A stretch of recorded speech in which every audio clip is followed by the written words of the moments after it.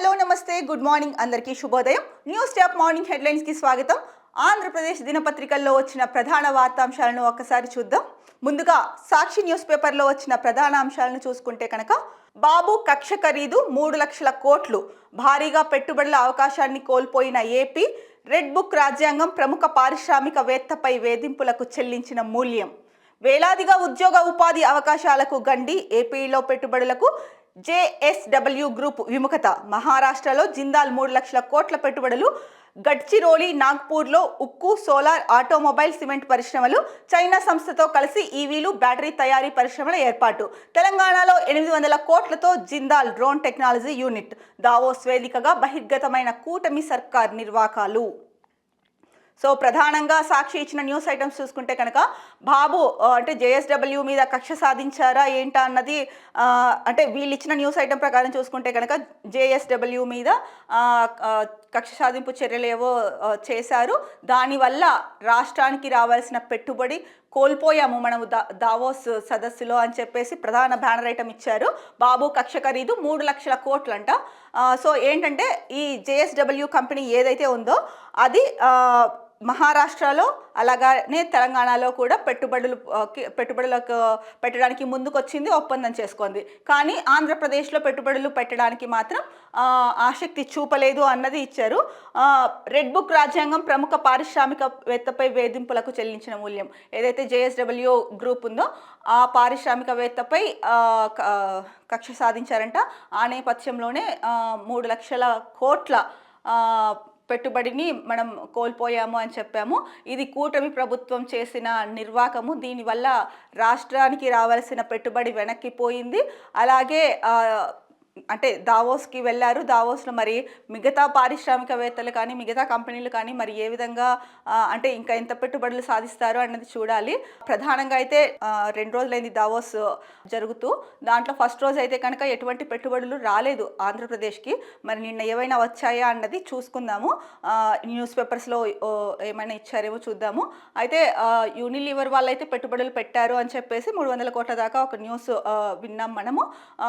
So దాన్ని చూసే ముందు అంటే సాక్షి న్యూస్ పేపర్లో వచ్చిన న్యూస్ని చూస్తున్నాం కాబట్టి దీని గురించి చర్చిస్తున్నాం. ముందుగా ఏదైతే కనుక బాబు అంటే కూటమి ప్రభుత్వము కక్ష సాధించిందో పారిశ్రామికవేత్తపై, దానికి చెల్లించిన మూల్యం 3 లక్షల కోట్లు అని చెప్పేసి ఇచ్చారు. మరి ఇది పెద్ద అమౌంట్ అండి. ఇంత పెట్టుబడిని మిస్ అవ్వడం నిజంగా బ్యాడ్ లక్ ఆంధ్రప్రదేశ్కి. ఎందుకంటే ఆంధ్రప్రదేశ్కి ఇప్పుడు కావాల్సింది పెట్టుబడులు, పరిశ్రమలు, అలాగే సంపద సృష్టి అని ఏదైతే బాబు నినాదం ఉందో ఆ సంపద సృష్టిలో ఒక అవకాశాన్ని అయితే మిస్ అయ్యామో అని సాక్షిలో రాసిన వార్తా కథనాన్ని బట్టి మనకి తెలుస్తోంది.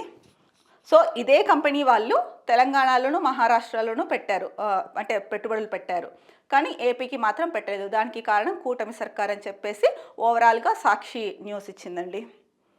ఇక మరో న్యూస్ ఐటమ్ చూసుకుంటే కనుక తిరుపతి తొక్కిసలాటపై రిటైర్డ్ జడ్జితో న్యాయ విచారణ కమిషన్గా high court retired judge justice Satyanarayanamurthy. టోకెన్ల జారీ ఏర్పాట్లలో లోపాలపై విచారణ జరిపి బాధ్యతలను నిర్ధారించాలి. భవిష్యత్తులో ఇలాంటి ఘటనలు జరగకుండా చర్యలు సూచించాలి. 6 నెలల్లో విచారణ నివేదిక ఇవ్వాలి. ఉత్తర్వులు జారీ చేసిన సిఎస్ విజయానంద్. ఇది మనందరికీ తెలిసిందే అండి. వైకుంఠ ఏకాదశికి 2 రోజుల ముందు ఏదైతే తిరుమలలో వైకుంఠ ద్వార దర్శనం కోసం టికెట్లు జారీ చేస్తున్నారు అని చెప్పిన నేపథ్యంలో భక్తులు తండోపతండాలుగా వెళ్ళి క్యూ లైన్లలో వేచి ఉన్నారు టికెట్ల కోసం. అయితే అదే సమయంలో అక్కడ రద్దీ ఎక్కువ ఉండడంతో పక్కనే ఉన్న పద్మావతి పార్క్లో వెయిట్ చేయమన్నారు. పద్మావతి పార్క్లో వెయిట్ చేస్తుండగా ఒక మహిళకు అస్వస్థత రావడంతో అక్కడికి వచ్చిన డిఎస్పీ అంటే ఆమెని హాస్పిటల్కి తీసుకెళ్ళడానికి గేట్ ఓపెన్ చేశారు. సో ఆ గేట్ ఓపెన్ చేసినప్పుడు ఆయన అనౌన్స్ చేసి ఉండాల్సింది, ఇలా మహిళకి హెల్త్ బాగాలేదు, తీసుకెళ్ళడానికి వస్తున్నాం, టికెట్లు అయితే ఇంకా జారీ చేయట్లేదు, అనౌన్స్ చేస్తామని. బట్ ఆ కమ్యూనికేషన్ అయితే కనుక అక్కడ లేదు అన్నది మనం తిరుమలలో ఈ తొక్కిసలాట ఘటన జరిగినప్పుడు ఇచ్చిన వార్త, మనం చెప్పుకున్న వార్త అండి ఇది. సో ఆ నేపథ్యంలో గేట్లు తెరిచారు అని చెప్పేసి ఆ మహిళని హాస్పిటల్కి తీసుకెళ్ళడం కోసం గేట్ ఓపెన్ చేస్తే గేట్లు ఓపెన్ చేశారని చెప్పేసి భక్తులందరూ రావడంతో తొక్కిసలాట జరిగి దుర్ఘటన అయితే జరిగింది. 6 మంది మృతి చెందారు, దాదాపు 40 మందికి పైగా గాయాల పాలయ్యారు. దానికి సంబంధించి ఎవరు బాధ్యతలు, ఎవరు నిర్లక్ష్యంగా వ్యవహరించారు? ఎందుకంటే తిరుమల తిరుపతికి సంబంధించి, దేవస్థానానికి సంబంధించి ఇలాంటి ఘటన ఎప్పుడూ జరగలేదు, ఫస్ట్ టైం జరిగింది. సో కాబట్టి దీనిపైన సీరియస్ అయింది కేంద్రం కూడా. అలాగే న్యాయ విచారణ జరిపించాలని చెప్పేసి ఒక రిటైర్డ్ జడ్జితో, సో ఏదైతే తిరుపతితో సాటుపై రిటైర్డ్ జడ్జితో న్యాయ విచారణ జరిపించాలన్నారు. అలాగే విచారణ కమిషన్గా హైకోర్టు రిటైర్డ్ జడ్జి గారిని నియమించారు. టికెట్ల టోకెన్లు జారీ చేసే సమయంలో అంటే ఎందుకు ఇలా జరిగింది, ఏంటి, ఎక్కడ లోపం ఉంది, ఎక్కడ సమన్వయం లోపించింది, సో ఎవరు దీనికి బాధ్యతలు అన్నది నిర్ధారించి ఒక నివేదిక సమర్పించాలని చెప్పేసి చెప్పింది. దానికి 6 నెలల లోపు ఆ విచారణ పూర్తి చేయాలని కూడా ఆదేశాలు ఇచ్చారు ఎవరు సిఎస్ విజయానంద్ గారు. మరి అంటే ఇంకొక మాట కూడా చెప్పారు, భవిష్యత్తులో ఇలాంటి ఘటనలు జరగకుండా చర్యలు కూడా సూచించారు నివేదికలు. అంటే జరిగిన ఘటన పైన ఇచ్చే రిపోర్ట్, ఎవరు బాధితులు, ఎవరు నిర్లక్ష్యంగా వ్యవహరించారు, ఎక్కడ సమన్వయం లోపించింది, వీటన్నిటితో పాటు ఇలాంటివి జరగకుండా ఉండేందుకు భవిష్యత్తులో ఎలాంటి చర్యలు తీసుకోవాలి అన్నది కూడా సూచించండి అని చెప్పేసి చెప్పారు. మరో ముఖ్యమైన వార్తాపత్రిక ఆంధ్రజ్యోతి చూస్తే ఆంధ్రజ్యోతిలో వచ్చిన ప్రధాన న్యూస్ ఐటమ్స్ ఏంటో ఒకసారి చూద్దామండి. ఆంధ్రజ్యోతిలో ముందుగా బ్యానర్ ఐటమ్, మాతో కలిసి రండి, బిల్ గేట్స్కు బాబు ఆహ్వానం, ఆరోగ్యం, విద్య, ఆవిష్కరణలకు ప్రాధాన్యం, ఏఐ వర్సిటీ సలహా మండలిలో చేరండి, గేట్స్ ఫౌండేషన్ భాగస్వామ్యం కోసం ఆంధ్రప్రదేశ్ ఎదురు చూస్తోంది, centre of excellence for health innovation diagnostics పెట్టండి, మైక్రోసాఫ్ట్ అధినేతను కోరిన సీఎం, ఐటీ అభివృద్ధికి సహకరించండి, గేట్స్ ఫౌండేషన్ కార్యక్రమాలకు ఏపీని గేట్వేగా నిలపండి, బిల్ గేట్స్తో భేటీలో మంత్రి లోకేష్, చాలా కాలం తర్వాత చంద్రబాబును కలవడం ఆనందంగా ఉందన్న గేట్స్. ఓకే, ఇక్కడ ఫోటో కూడా ఇచ్చారు. దావోస్లో బిల్ గేట్స్తో సమావేశమైన సీఎం చంద్రబాబు నాయుడు అని చెప్పేసి. సో చంద్రబాబు నాయుడు గారు దావోస్ సదస్సుకు వెళ్ళారు కదండి, అక్కడ బిల్ గేట్స్ని కలవడం జరిగింది. బిల్ గేట్స్ని అంటే మా రాష్ట్రంలో పెట్టుబడులు పెట్టండి, మా రాష్ట్రానికి రండి అని చెప్పేసి ఆహ్వానించడం జరిగింది. అంటే మాతో కలిసి రండి అని చెప్పేసి ఒక ఆహ్వానాన్ని అయితే కనుక బిల్ గేట్స్కి ఇచ్చారు. సో ఈ నేపథ్యంలో మనం ఇందాక మాట్లాడుకున్న పాయింట్స్ ఏవైతే ఉన్నాయో కనుక, అంటే ఆరోగ్యం, విద్య, ఆవిష్కరణలకు ప్రాధాన్యం ఇవ్వండి, రాష్ట్రంలో పెట్టుబడులు పెట్టండి అని చెప్పేసి మైక్రోసాఫ్ట్ అధినేత ఎవరైతే ఉన్నారో బిల్ గేట్స్ని కోరారు సీఎం చంద్రబాబు నాయుడు. అలాగే లోకేష్ కూడా బిల్ గేట్స్తో భేటీలో ఉన్నారు. లోకేష్ కూడా ఇంకొకటి ఏంటంటే, గేట్స్ చాలా రోజుల తర్వాత చంద్రబాబు నాయుడు గారిని ఆనందంగా ఉందని చెప్పేసి బిల్ గేట్స్ చెప్పారు. మరి ఇక్కడ కూడా చూసుకుంటే కనుక ప్రస్తుతానికి మన ఆంధ్రజ్యోతిలో కూడా ఫ్రంట్ పేజీలో ఎక్కడ పెట్టుబడులు వచ్చాయి అన్న విషయం అయితే కనుక ఇంకా ఇవ్వలేదు. సో ఇంకా చర్చలు జరుపుతూ ఉన్నారు. అంటే అక్కడ దావోస్ సదస్సుకు వచ్చిన దిగ్గజ పారిశ్రామికవేత్తలు అయితేనేమి, ప్రముఖ కంపెనీలు అయితేనేమి, వాళ్ళతో ఇంకా చర్చలు అయితే జరుపుతున్నారు. ఏపీలో పెట్టుబడులకు ఏవేవి అనుకూలతలు ఉన్నాయో, ప్రభుత్వం తరఫున ఎటువంటి అనుమతులు, ప్రోత్సాహకాలు, సబ్సిడీలు ఇస్తారో ఇలాంటివన్నీ కూడా చర్చిస్తూ వాళ్ళకి అంటే ఏపీలో పెట్టుబడులు పెట్టండి అని చెప్పేసి ఆహ్వానిస్తున్నారు. చాలామంది చాలా కంపెనీల పారిశ్రామికవేత్తలను అయితే కలవడం జరుగుతుంది. ఒకవైపు సీఎం చంద్రబాబు నాయుడు అవ్వచ్చు, ఇంకొక వైపు లోకేష్ అవ్వచ్చు. ఈ నేపథ్యంలోనే నిన్న బిల్ గేట్స్ని కలిశారు. సో మాతో కలిసి రండి, ఆంధ్రప్రదేశ్లో పెట్టుబడులు పెట్టండి అని చెప్పేసి అడిగారు. మరి దీనిపైన అంటే ఎలా స్పందిస్తారో, అంటే ఏపీకి వస్తారా బిల్ గేట్స్, అంటే ఏమైనా పెట్టుబడులు పెడతారా అన్నది మాత్రం వేసి చూడాలి. ఇంకొకటి చూసుకుంటే కనుక మనం ఇక్కడ టీమిండియా ఎట్ ప్రపంచ ఆర్థిక వేదిక అని చెప్పేసి దావోస్లో మహారాష్ట్ర, అలాగే ఆంధ్రప్రదేశ్, తెలంగాణ సీఎం, ఈ ముగ్గురు సీఎంలు ఒకే వేదిక పైన ఉన్నారు అని చెప్పేసి ఒక ఫోటో అయితే ఇచ్చారు. ఇక మరో న్యూస్ చూసుకుంటే, గూగుల్ క్లౌడ్ను విస్తరించండి, విశాఖలో డిజైన్ కేంద్రం పెట్టండి, సీఈఓ థామస్కు బాబు ఆహ్వానం, పెట్టుబడులతో మూలపేట రండి, పెట్రోనాస్ అధిపతిని కోరిన సీఎం, మా ఓడరేవులను పరిశీలించండి, డీపీ వరల్డ్ను కోరిన ముఖ్యమంత్రి, పెప్సికో యాజమాన్యంతో భేటీ. అది మనం ఇందాక అనుకున్నాం కదండి, ఆ దిగ్గజ పారిశ్రామికవేత్తలు, ప్రముఖ పారిశ్రామికవేత్తలు, కంపెనీలు ఏవైతే ఉన్నాయో వాళ్ళందరితో కలిపి మీటింగ్ అయితే సమావేశాలు నిర్వహిస్తూ ఉన్నారు. సో రాష్ట్రంలో ఉన్న సానుకూల పరిస్థితులు గురించి కూడా వివరిస్తూ పెట్టుబడులు పెట్టడానికి ఉన్న పరిస్థితుల గురించి వివరిస్తున్నారు. అలాగే మొన్న ఒకటి చెప్పారు సీఎం గారు, స్పీడ్ ఆఫ్ ది బిజినెస్ నినాదంతో ముందుకు వెళ్తాము. అంటే ఏదైనా పరిశ్రమ వచ్చిందంటే కనుక దానికి సంబంధించిన అనుమతులు అవ్వచ్చు, భూమి సేకరణ కావచ్చు, లేకపోతే ప్రభుత్వం నుంచి అంతే ప్రోత్సాహకాలు కావచ్చు, ఏదైనా సరే పరిశ్రమ పెట్టడానికి స్పీడ్ ఆఫ్ ది డూయింగ్ అని చెప్పేసి ఆ వేలో మేము ముందుకు వెళ్తామని చెప్పారు. మరి అందరితో అయితే కలిసి సమావేశాలు నిర్వహిస్తున్నారు, చెప్తున్నారు రాష్ట్రంలో ఉన్న పరిస్థితుల గురించి కూడా. అంటే పెట్టుబడులు పెట్టడానికి ఏ విధంగా అనుకూలంగా ఉంది అన్నది మరి చూడాలి. ఏ కంపెనీలు ముందుకు వస్తాయి, ఎంత పెట్టుబడి పెడతాయి అన్నది. ఎందుకంటే ఈ సమయంలో ఆంధ్రప్రదేశ్కి ఈ సదస్సులో వచ్చే పెట్టుబడులు ఒక రకంగా చెప్పాలంటే చాలా చాలా ప్రధానమండి. ఎందుకంటే ఆంధ్రప్రదేశ్ ఇంకా అభివృద్ధి చెందుతూ ఉన్న రాష్ట్రము. ఆంధ్రప్రదేశ్లో ఇంకా సరైన రాజధాని ఇదేది లేదు కాబట్టి సో అందులోనూ 20 లక్షల ఉద్యోగాలు కల్పిస్తాము, సంపద సృష్టిస్తాము. ఏదైతే సంపద సృష్టిస్తేనే కదా ప్రజలకి కూడా అమలు చేయాల్సిన సంక్షేమ పథకాలు అమలు చేయగలుగుతామనేసి ఒక సందర్భంలో ఏపీ సీఎం చంద్రబాబు నాయుడు చెప్పారు. మరి ఈ నేపథ్యంలో ఆంధ్రప్రదేశ్ అభివృద్ధి చెందడానికి, కొంత ముందుకు వెళ్ళడానికి పరిశ్రమల ఏర్పాటు ఎంతో అవసరము. దీంట్లో ఈ నేపథ్యంలోనే దావోస్లో వరల్డ్ ఎకనామిక్ ఫోరం జరగడము, అక్కడికి ఏపీ సీఎం వెళ్ళడం, అలాగే మంత్రులు ఇంకా ఉన్నతాధికారులు వెళ్ళడం జరిగింది. సో ఎంతో కొంత పెట్టుబడులు తీసుకొస్తారన్న ఆశ అయితే కనుక అందరిలో ఉంది, ప్రజల్లో కూడా, ముఖ్యంగా నిరుద్యోగుల్లో. మరి ఇది ఎంతవరకు విజయవంతం అవుతుంది అన్నదికి దావోస్ సదస్సు పూర్తయిన తర్వాత మనకు తెలుస్తుంది. ఇంకొకటి చూసుకుంటే ఏపీలో ట్రేడ్ హబ్, దావోస్లో దిగ్గజ కంపెనీలను కోరిన Lokesh, WTC global, Hitachi, Wipro, Schneider, WEF health care అధిపతులతో భేటీ, యాక్సెస్ హెల్త్ కేర్ సీఈఓతో కూడా, సింగపూర్ వర్సిటీ ఈడీతోనూ సమావేశం. సో ఇలా అందరితో అంటే సమావేశాలు జరుపుకుంటూ వెళ్తున్నారు.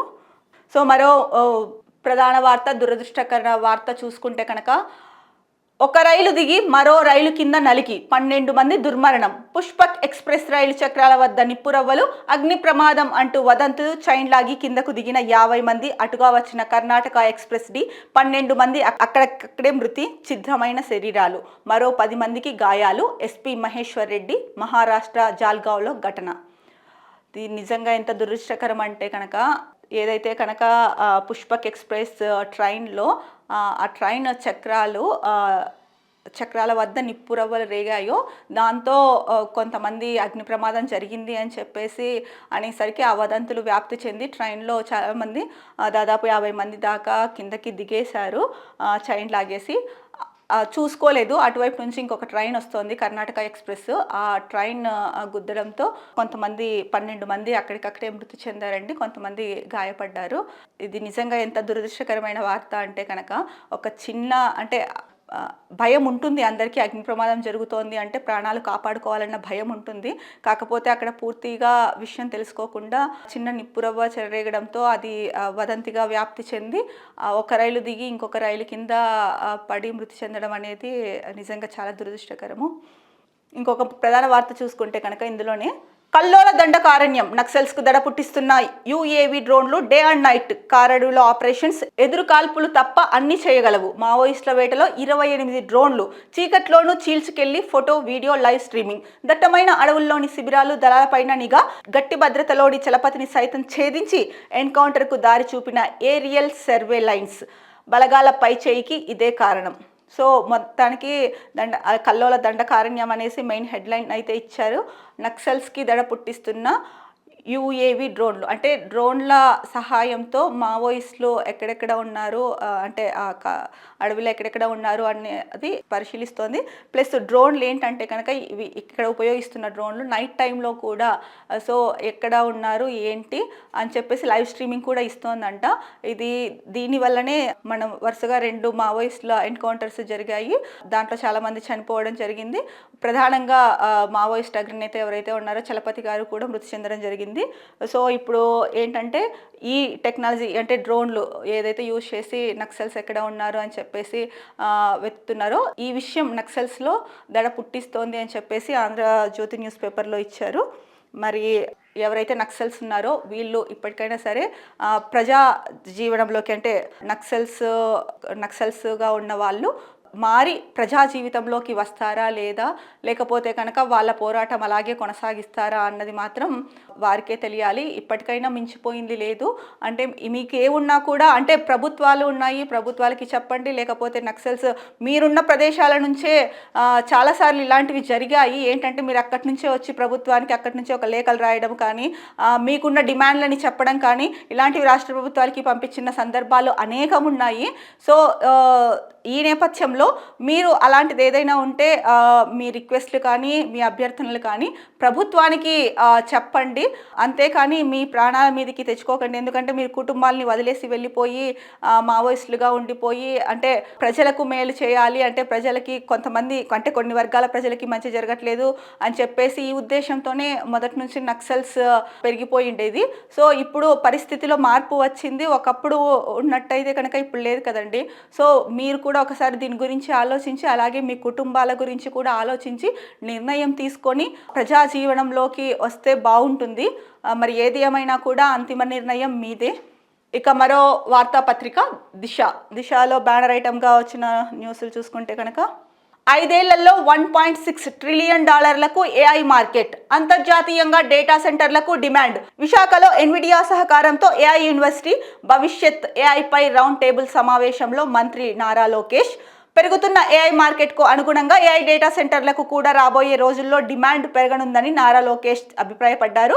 2030 నాటికి గ్లోబల్ ఏఐ మార్కెట్ $1.6 ట్రిలియన్ 2032కు 2.74 ట్రిలియన్లకు చేరనుందని అంచనా వేశారు.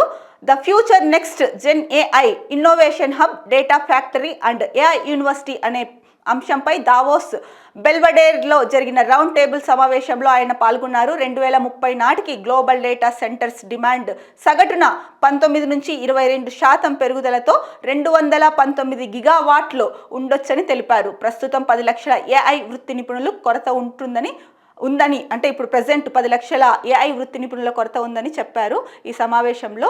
సో మొత్తానికి ఏదైతే ఈ సమావేశంలో పాల్గొన్నారో మంత్రి నారా లోకేష్ తన అభిప్రాయాన్ని చెప్పారు. అంటే వచ్చే 5 ఏళ్లలో $1.6 ట్రిలియన్ ఏఐ మార్కెట్ చేరుతుంది అని చెప్పేసి, అంతర్జాతీయంగా కూడా డేటా సెంటర్లకు డిమాండ్ పెరుగుతుందనేసి ప్రధానంగా ఈ విషయాన్ని ప్రస్తావించారు. మరో న్యూస్ చూసుకుంటే కనుక జువైనైల్ ఘటనపై హోంమంత్రి ఆరా, తక్షణం విచారణ చేపట్టండి, సమగ్ర నివేదిక ఇవ్వండి, ఆరోపణలు నిజమైతే కఠిన చర్యలు తీసుకోవాలని అనిత ఆదేశాలు. అసలు జువైనైల్ హోంలో బాలికలకు ఏం జరిగింది అన్నది ఒకసారి చూస్తే, విశాఖ జువెనైల్ హోమ్ ఘటనపై హోంమంత్రి వంగలపూడి అనిత బుధవారం స్పందించారు. ఈ ఘటనపై ఆమె విశాఖ నగర పోలీస్ కమిషనర్ శంకభద్ర బాగ్చి, జిల్లా కలెక్టర్ హరేంద్ర ప్రసాద్తో ఫోన్లో మాట్లాడారు. బాలికలు చేసిన ఆరోపణలపై ఆరా తీశారు.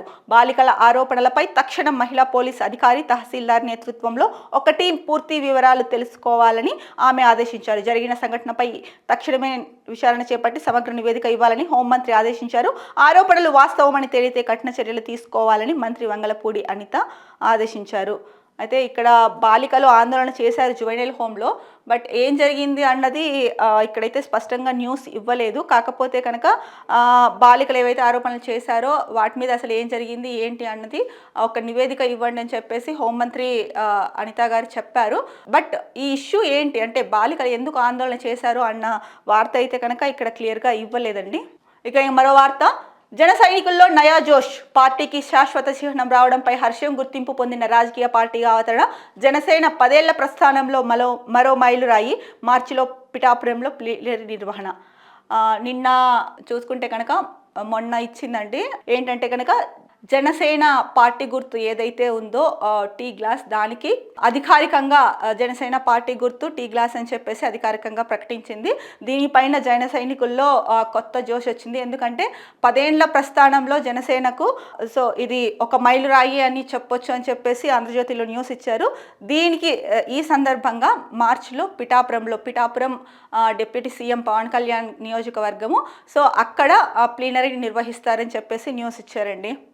ఇక సైఫ్ అలీ ఖాన్కు బిగ్ షాక్. పటౌడీ కుటుంబానికి చెందిన ఆస్తులు కేంద్రం అధీనంలోకి. 15,000 కోట్ల విలువైన ప్రాపర్టీపై స్టేను ఎత్తివేసిన మధ్యప్రదేశ్ హైకోర్టు. ఇంకా మరో ముఖ్యమైన వార్త అండి. విద్యార్థినులపై ఉపాధ్యాయుడి లైంగిక వేధింపులు. కీచకుడిని బంధించిన స్టూడెంట్ల తల్లిదండ్రులు స్టేషన్కు తరలించిన పోలీసులు. చర్యలు తీసుకుంటామని అధికారుల హామీ. గతంలో అయితే కనుక ఉపాధ్యాయులు బాలికలపై హెరాస్మెంట్ చేయడము చాలా ఎక్కువ ఉండేది. కఠిన చర్యలు తీసుకోవడంతో తగ్గుతూ వస్తోంది అనుకుంటే ఎక్కడో ఒక చోట ఇలాంటి జరుగుతూనే ఉన్నాయి. అంటే బోధ చేయాల్సిన ఉపాధ్యాయులే ఇలా నీచమైన పనులకు దిగజారి బాలికల పట్ల అసభ్యంగా ప్రవర్తిస్తే ఆ బాలికలు ఇంట్లో చెప్పుకోలేక చెప్తే బడి మానిపిస్తారేమో అన్న భయంతో కొందరు, లేదా పరువు పోతుందనే భయంతో కొందరు, లేదా టీచర్ బ్లాక్మెయిల్ చేస్తారేమో అన్న భయంతో మరికొంతమంది బాలికలు ఇలా వారిలో వారు నలిగిపోయి గతంలో సూసైడ్ చేసుకున్న సందర్భాలు కూడా ఉన్నాయి. బట్ ఎందుకు ఉపాధ్యాయులు ఇలా ప్రవర్తిస్తున్నారు? అలాంటి వాళ్ళపైన ఏదో తాత్కాలికంగా సస్పెండ్ చేసి వదిలేయడం కాదు, ప్రభుత్వం కఠిన చర్యలు తీసుకొని ఏకంగా అంటే నా ఒపీనియన్ అయితే కనుక ఏకంగా అలాంటి వాళ్ళకి ఎంత సస్పెండ్ చేసినా ఉపయోగం లేదండి. తర్వాత జాయిన్ అవుతారు, బుద్ధి మారుతుందా? మారదు. ఎందుకంటే ఒకసారి వాళ్ళ బుద్ధి అలా ఉన్నప్పుడు మారే వాళ్ళు చాలా చాలా అరుదు. మళ్ళీ కూడా వాళ్ళకు అలాంటి బుద్ధి అట్లాంటి నీచపు బుద్ధి రాదు అని చెప్పేసి ఎవరు గ్యారంటీ అయితే ఇవ్వలేరు కదా. సో ఒకసారి కఠిన చర్యలు తీసుకుంటే సస్పెండ్ కాకుండా దానికంటే ఇంకా ముఖ్యమైన కఠిన చర్యలు ఏవైతే ఉంటాయో, లేదంటే ఒకసారి ఉద్యోగంలో నుంచి తొలగించడం, ఇలాంటివి తీసుకుంటే మిగతా వాళ్ళకి కూడా ఒక టీచింగ్ ఫీల్డ్లోనే కాదు, ఉపాధ్యాయులే కాదు, మిగతా రంగాల్లో కూడా ఎవరైతే కనుక మహిళా ఉద్యోగులు వేధించే వాళ్ళు కూడా ఉన్నారు చాలా కంపెనీల్లో. సో ఇలాంటివి జరగకుండా ఉండాలంటే కనుక సస్పెండ్ ఒకటే పరిష్కారం కాదు, దానికంటే కఠినమైన చర్యలు తీసుకోవాలి అలా చేసిన వ్యక్తుల మీద. అప్పుడే అంటే ఆ చర్య ఎలా ఉండాలంటే, అమ్మో మేము ఇలా చేస్తే మా ప్రభుత్వం మా ఉద్యోగం ఊడిపోతుందేమో, ఆ భయం వాళ్ళలో నెలకొనేలా ప్రభుత్వం చర్యలు తీసుకోవాలి. ఇలాగే కదండి, ఇలాంటివి జరగడం వల్లే కదా చాలా మంది తల్లిదండ్రులు పిల్లల్ని స్కూల్కి పంపించడం ఆపేస్తున్నారు, ముఖ్యంగా బాలికలు. ఒకవైపు ఏమో బాలికా విద్య ఆకాశంలో సహా మహిళ అని చెప్పేసి చెప్పేస్తారు, గొప్పలు చెప్పేసుకుంటూ ఉంటారు. బట్ రియాలిటీలకు వచ్చేసరికి మాత్రం ఇలాంటివి జరుగుతున్నాయి. ఇవి వెలుగులోకి వచ్చినవి మాత్రమే, వెలుగులోకి రానివి ఎన్నున్నాయో చాలామందికి తెలుసు, కోకొల్లలే ఉన్నాయి బయటికి రానివి. సో ఇలాంటి వాటివి జరగకుండా ప్రభుత్వం ఇప్పటికైనా సరే కఠిన నిర్ణయాలు తీసుకోవాలి ఇలాంటి కీచక ఉపాధ్యాయుల పట్ల. అలాగే ఇప్పుడు సందర్భం వచ్చింది కాబట్టి ఏదైతే సంస్థల్లో పనిచేసే మహిళలకు కూడా సరైన భద్రత కల్పించాల్సిన బాధ్యత ప్రభుత్వం మీద ఉంది. ఒకవేళ వాళ్ళు ప్రైవేట్ కంపెనీస్లో వర్క్ చేస్తున్నప్పటికీ కూడా ఆ కంపెనీల యాజమాన్యం మహిళా ఉద్యోగుల భద్రత చూసుకోవాలి. ప్రభుత్వమే కాకుండా ప్రైవేట్ సంస్థలు ఏవైతే ఉంటాయో వాటికి కూడా రాష్ట్ర ప్రభుత్వమే సూచనలు చేయాలి. ఇలాంటివి జరిగితే కనుక కఠిన చర్యలు ఉంటాయి అని చెప్పేసి, అప్పుడే మహిళలకు కొంతైనా భద్రత దక్కుతుంది. ఇక మరో వార్తాపత్రిక చూసుకుంటే ఈనాడులో ప్రధాన బ్యానర్ ఐటంలో వచ్చిన న్యూస్ని ఒక్కసారి చూద్దామండి. వారసత్వం ఓ మిథ్య, లోకేష్కు వ్యాపారం అయితే తేలిక, కానీ సేవ చేయాలని రాజకీయాల్లోకి వచ్చారు. అవకాశాలు అందిపుచ్చుకున్న వారే ఏ రంగంలో అయినా రాణిస్తారు. దేశానికి 4వ మోదీయే ప్రధాని, కేంద్ర మంత్రి కావాలనే ఉద్దేశం నాకు లేదు. దావోస్లో మీడియాతో సీఎం చంద్రబాబు. దావోస్ పర్యటనలో ఉన్న సీఎం చంద్రబాబు నాయుడు మీడియాతో మాట్లాడుతూ అక్కడ ఇవి ఒక రకంగా కీలక వ్యాఖ్యలు అనే చెప్పొచ్చండి. ఎందుకంటే వారసత్వం అన్నది ఒక మిథ్య. అంటే ఏదైతే రాజకీయాల్ని ఉద్దేశించి మాట్లాడారో సీఎం గారు, రాజకీయాల్లో వారసత్వం అనేది ఒక మిథ్య. సో లోకేష్కి బిజినెస్ మీద ఆసక్తి ఎక్కువ ఉంది, కాకపోతే సేవ చేయాలన్న ఉద్దేశంతో రాజకీయాల్లోకి వచ్చారు అని చెప్పేసి చంద్రబాబు నాయుడు చెప్పారు. అలాగే అవకాశాలు అందిపుచ్చుకున్న వాళ్ళే ఏ రంగంలో అయినా రాణిస్తారు, అంతేగాని అక్కడ కూర్చున్న వాళ్ళు అక్కడే కూర్చుంటే ఏ అవకాశాలు వచ్చి మనకి తట్టవు, పైకి లేపవండి. మనమే వచ్చిన అవకాశాన్ని సద్వినియోగం చేసుకొని ముందుకు వెళ్ళాలని కూడా చెప్పారు. సో ఇప్పుడు 3వసారి ప్రధానమంత్రిగా నరేంద్ర మోడీ ఉన్నారు, 4వసారి కూడా ప్రధానమంత్రిగా మోడీయే వస్తారు అని చెప్పేసి చెప్పారు. ఇంకొకటి, కేంద్ర మంత్రి కావాలనే ఉద్దేశం నాకైతే అసలు లేదని చెప్పేసి చంద్రబాబు నాయుడు గారు చెప్పారు.